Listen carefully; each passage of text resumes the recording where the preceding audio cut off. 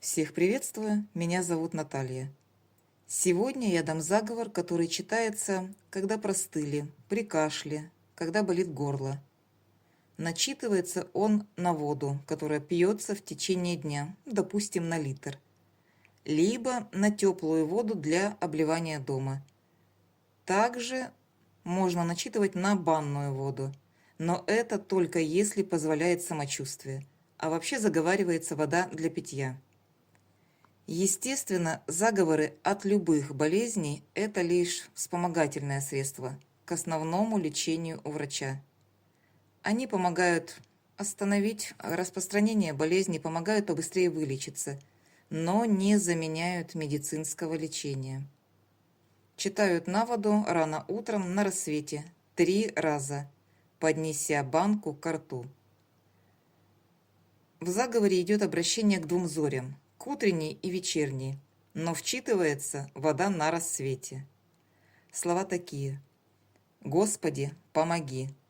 Встану я, имя свое говорите, помолясь, у предков благословясь.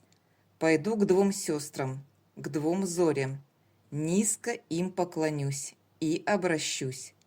Утренняя заря Ульяна, вечерняя заря Маримьяна. Возьмите у меня кашель да удушье, хрипоту да маяту. Отнесите их за океан моря. Пусть там мои болезни встречают, там их забирают. В горле моем нет боли, в груди моей нет хвори. Отныне и до веку да будет так».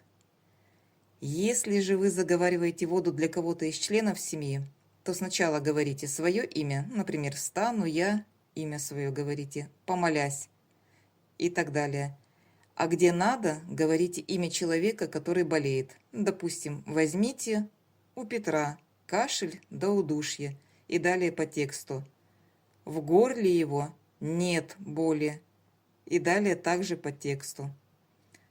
Вода выпивается в течение дня, следующим утром заговаривается новая. И так до выздоровления или же до заметного улучшения. Также хорошо заговаривать любое полоскание для горла. На этом все. Подписывайтесь на мой канал, на мои соцсети. Всем удачи!